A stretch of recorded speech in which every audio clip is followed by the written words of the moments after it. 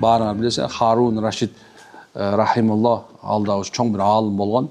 Мына ошо Харун Рашид бир күнү жолдо кетип баратканда ага мусафир адам жолугуп, "Эй Харун" деп алдынан чыгып ага насаат айтат. "Эй Харун, сенин минип бараткан атың, аркаңдагы жасоолдоруң, сенин кайтаргычтарың, жан сакчыларың баардыгы биригип, Азраил келе турган болсо, сенин жаныңды сактап кала албайт" дегенде Харун рахимулла, Харун Рашид ыйлап аттан түшүп, анан ал адамга кайрылат.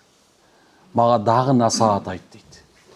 Анда ал айтат: "Эй Харун, сен өзүңө керектүү гана амалды кылгын.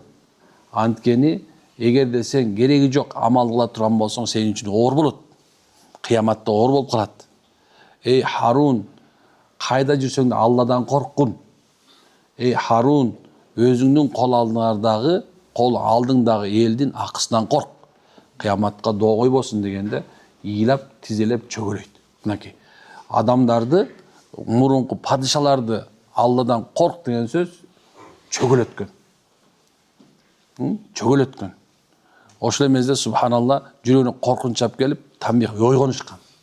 Эми азыркы мезгилде болсо биз кээ бир эле мындай колунда кичинекей эле бир мындай бүдүр түшүп калган адамдар Кудайдан корк десең, эмне дейт? Тескерисинче, мага үйрөтпө. Мен туура жолго сала турган сен эмессиң дешип, кээ бир адамдар моюнга алышпайт. Ал уктап калган адамдар. Эми катуураак айта турган болсок, аларда эмнекен? Алардын Алла Таала көздөрүн көр, кулактарын кер кылып койгон да. Жүрөктөрүн катуу кылып койгон. Аларды кээ бир убакыттарда мисал кылып айтат, мисалы, кандай караңгы түндө чагылган чарт деп чыга турган болсо, кичине жарык болсо, аны алдыга бир аз жылат экен. Эми кичине эле дейт да, ушундай болуп жүрөктөрүндө коркунуч менен жашашат. Кандай коркунуч менен десе, дүйнөсүнүн жок болуп кетиш коркунучу, ден соолуктун айрылып калыш коркунучу. Ошол мезде субханалла жашоодогу бир неаматтарын жоготуп кой коркунучу.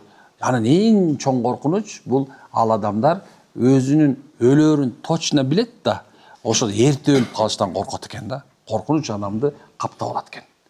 Ошол себептен субханалла тамбих, эскертүү зарыл дайыма. Ар дайым биз өзүбүзгө эскертип алышыбыз керек. Көп адамдар адашышат аз эместе. Амру ма'руф нахи мункар дейт да. Жакшылыкка буйруп, жаманчылыктан тартуу дейт турган болсо, биз азыркы мезгилде башка адамдарды оңдой турган, башка адамдарды мындай айтканда нахи күнөөдөн тыя турган болуп алганбыз. Бирок өзүбүздү тыйбай атабыз. Өзүбүзгө нахи кылбай атабыз. Эй, баландай, нуулу баландай, сен күнөөң үчүн кыяматта камчы жооп бересиң. Мына ушул нерсени уялбай кылдың, коркпой кылдың. Сенин таразаң күнөө тарапка басып баратат деген нерсе жок. Бизде эмнекен бирөөнү карап мында, эй, деди, намазды кыйшак окуп койду. Намазын төшүн алып окуп койду. Саждасын ите болуп калды. Мындай айтканда, намаз окуп атканда оңдоп окуп атат го.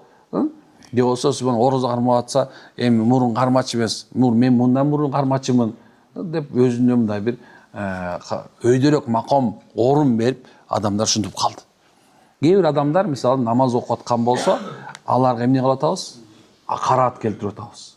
Эмне себептен? Анткени биз өзүбүздү унутуп калдык да. Баягы кээ бир аалымдар хикмат кылып айтат. Көп адамдар ийне сыяктуу. Ийне тигип акырында өзү жылаңач кылат. Көп адамдар бирөөнү оңдойм деп атып, өзү жылаңач кылганын билбей калат.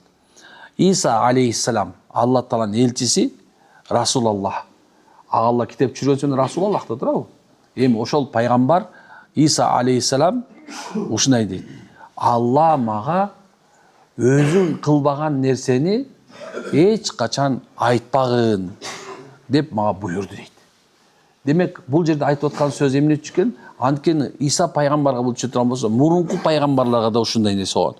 Мурунку пайгамбардын коомуна дагы, ана акыркы пайгамбар Мухаммад алейхиссаламга дагы Алла Таала пайгамбарыбызга дагы, ана бизге дагы өзүң жакшылык кылбай туруп, башка бирөөнү жакшылык жөнүндө айтпагын дейт. Өзүң намаз окубай туруп, башка бирөөнү намаз жөнүндө айтпагын. Өзүң орозо тутпай туруп, орозо жөнүндө айтпагын. Өзүң наша чегип алып, наша чекпе деп айтпагын. мисалы жаман адаттарын тыштабастан туруп, башка бирөөнүн жаман адаттарын оңдогонго аракет кылбагын дейт. Эмне себептен десе, анткени себеби ал таасир бербейт экен. Ал зымды, ток ала турган зымды, электричество келе турган зымды тек качан чоюп койдуң дейли. Чоюп үйүңө киргизип алдың. Бирок ар жакта уланбаган болсо, светиңди миллион жыл жандырсаң да күбөйт турабы? Анткени себеп сеники тиги токтогул кесинде кошулган эмес. Ошондой эле инсандар азыркы мезгилде эмне болуп атат экенбиз? Биздин жүрөгүбүз Аллах менен байланбаган, бирок байлаганга аракет кылабыз бирөөнү. Өзүбүз кайдыгерликте жүрөбүз, бирок башка бирөөнү кайдыгерликтен чыгарганга аракет кылабыз. Өзүбүз депрессия жүрөбүз, башка бирөөнү депрессиядан чыгарганга аракет кылабыз. Азыр керек болсо, өзүбүздүн кокотуйну жок, бирөөнү бай кылганга аракет кылабыз да. Биз мында алмаштырып алдык. Бирок тескерисинче болуш керек болчу да. Сенде болсун, анан башка үйрөт. Сенде болсун, анан башка үйрөт. Туурабы? Демек, машалла амыр маариф өзгө болуш керек экен. Жакшылыкка өзүңдү чакырышың керек экен бир жай. Сен акмаксың. Сен азыр ушундай кылбасаң, кантип акыретте жооп бересиң, туурабы? Бирок машалла, бул жерде айтайын деген нерсем, тамбих кылуу баарыбызга буйрулган экен. Бирок башка бирөөнү эмес, өзүбүздү. Туурабы? Мисалы, бир адам бир нерсе себептен ооруган болсо, ал адам эмне кылат экен? Ал өзүнүн ооруган нерсесин башка бирөө жеп албасын деп, кылып албасын деп, моуну кылбагыла, могу мен ооруйт экен адам деп чыгат, туурабы? Ал эмне болду эле? Анткени мунун даамын татып ооруган да, туурабы? Ошол себептен эмне экен, сиз менен биз мына ушундай адамдарга бир нерседен мурда өзүбүздө болгону жакшы экен ошол. Түшүнүктүү болдубу? Аллахын береке берсин. Демек, машалла, тозок жөнүндө жана ошо тозокко түшкөн адамдардын белгилери туурасында. Же болсо тозокку адамдардын десек да болот. Ошо тозокко барган адамдардын десек да болот. Же бара турган адамдардын десек болот, Сүйүктүү пайгамбар саллаллаху алейхи вассалам тозок кып-кызыл түскө киргенге чейин 1000 жыл жагылыптыр. Кып-кызыл, чок. 1000 жыл жагылып. Кийин дагы 1000 жыл жагылып аппапак түскө айланды.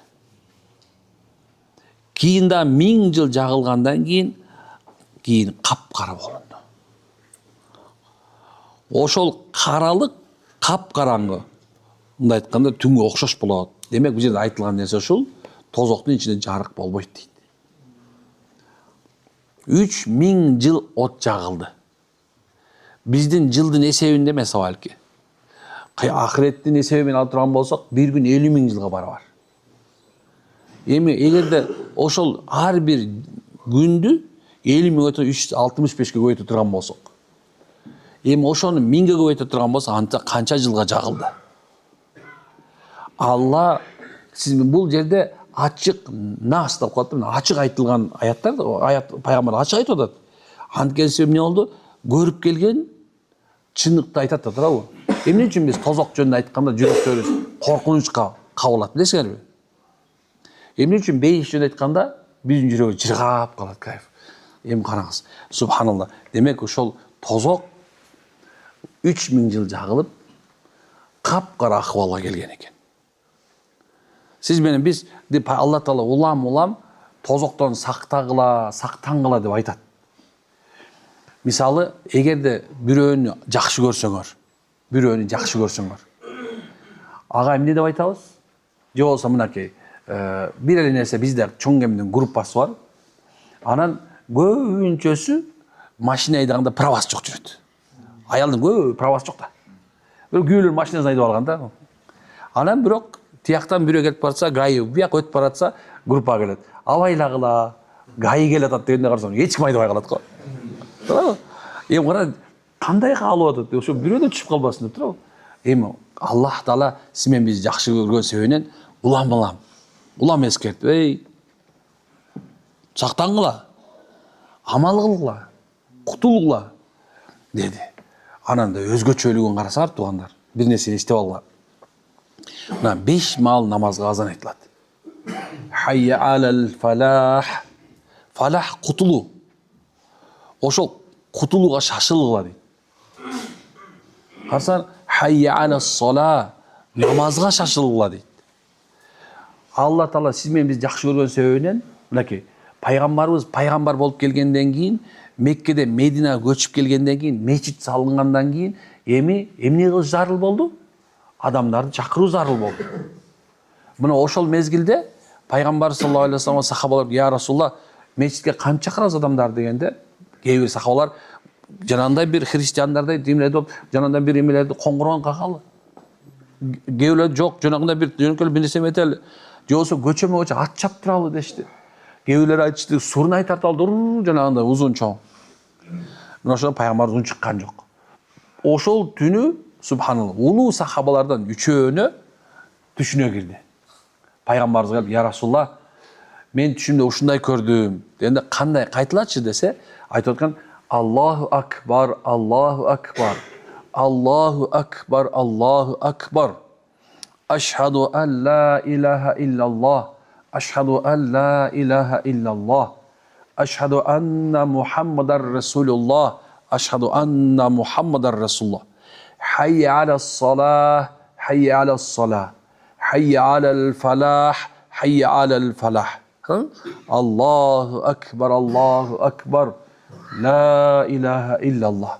Peygamber dedi, ah, kanday sonun dedi, kanday son. Bilal, dur, çık biyiktik'e, şunu kaytala dedi. Bilal radıyallahu anhu kaytalaganda, sahabalar çurkap geldi. Ya Resulullah dedi, men de oşu düşümde gördüm. Ya Resulullah, uşul sözdü, men de görgem dedi. Peygamber dedi, Allah, men ümmetime uşul ündü, uşul sözdü, ne kıldı? Ira gördü deydi. Oşondan senin kıyamat günge çeyin emne bolat eken? Uşul aytıla beretken. Azandın özgöçölüğünden bir nesi aytayım mı? Azanda. Kaçan azan aytılıp başlaganda, bayağı bizdin düşmanımız şeytan var da, İblis aleyhi la'ane, Allah nala tağa olsun. Al, oşol azan uğular menen 56 mil, 36 mil bizdiki boyunca mesela 60 kilometrege çeyin. Bunday jeel çıkarıp kaçat eken. Жөн качпайт экен. Жел чыгарып качы, эмне кыларын билбей, тияктан урулуп, бияктан урулуп. Аллах Таала кудурети менен убакытты өзү ченеген да, өзүнүн душманын, момундардын душманын кор кылышты каалайт экен. Биякта 1 мүнөт, тиякта 1 мүнөт, ошол жылып кете берет экен. Убакыт жылып кете берет.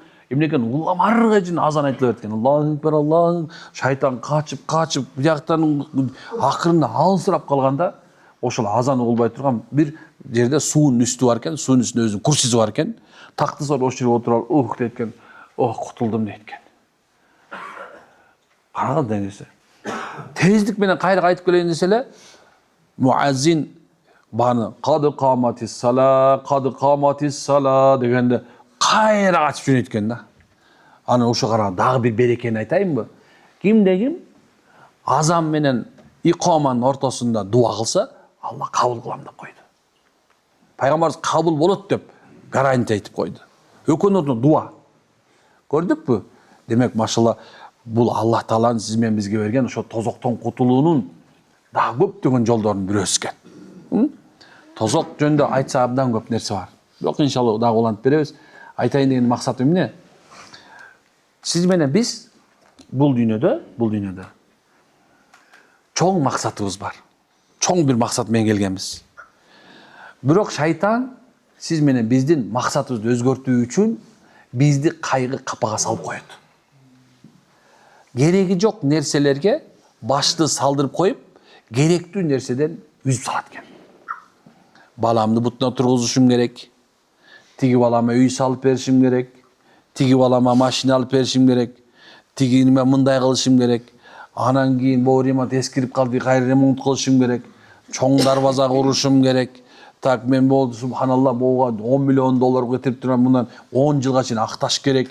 Жосы ушинтип некен бу дүйнөнүн эң кооз нерселерин көрсөтүп, эң керектүү боло турган нерсени жок кылып коет экен. Намаз качан окуйсуңуз? Пенсияга чыкканда. Намаз окусаң болот. Азыр убакыт болбой жатты. Уақыт болгондо. Намаз окуйсуңбу? Жо, аз балам бута турушу керек. Намаз окубайсыңбы? Эми Куда сөөк келсе ичип коем анчам эмне болот анан? Эми бул акыркы баламды үйлөнтүп, аны ичип бүтүп анан кийин аңгырам. Ал ушуну алды да турабы? Эртең күндө мынекен ал баласы үйлөнөт. Үйлөнгөндөн ал 1 жыл тыпытып калат да турабы? Анан небере болуп калат.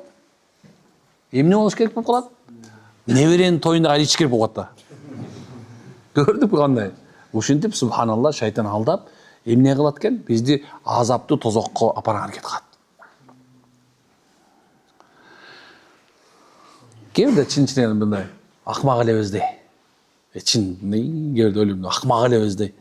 Мындай вроде акылыбыз жетип эле турат да. Вроде субханан жаназаны көрүп эле атабыз. Мындай точно билебиз да өлөрүбүздүчү. Анан дагы эле кашшайып келе баягы да. Эми азыр дейт го кайрачы. Жаңы эле бир Абдулланы коюп келдик да. Эртең жаназа болорун унутуп калат.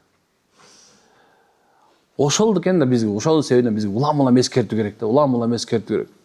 Эң акылдуу адам үчүн жаназа жетиштүү экен. Ал эми акылы жок адам үчүн субханалла жанына 10 адамды өлтүрүп тизип койсоң дагы бутун санын саңгып дечи. Эмне кылат экен? Мындай кара өтүп кете берет экен. Өзү ошонун болгонун унутуп калат экен. Ошол себептен машалла некен туугандарым, келгиздери, өзүбүздү сактайлы. Бирөө көчө мага соону сурап берди.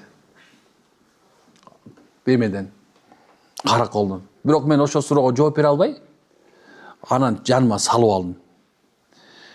2 күндөн бери ойлонуп жүрөм ше ошо. Айтат: "Ассаламу алейкум, ва алейкум салам. Устаз, кантип бактылуу болобуз?" дейт.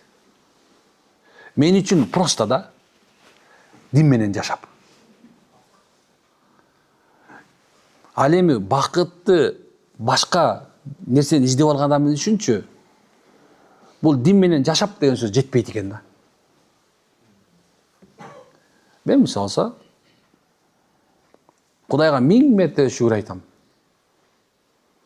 Аллахым ушул мени кичине болсо да дин үйрөтүп, динден түшүнүк берип, анан динде түшүндүрүп, анан ушу сакалдын динде агарып атканына ыраазымын мен.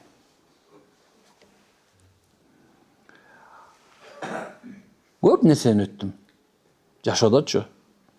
Келип жаш кезинде динде болуп калган мезгилде кээ бир аксакалдар турупту керек болсо, кээ бир жаштар дагы ичпесең, чекпесең, жашоо эмне рахат деп кыйкырып айткандарын көрдүм. Кээ бирлери туруп кел молдокем, мону алып ий дегендер да болгон. Рахат ушул. Бир ичип ийсең, момундай бир жыргап каласың.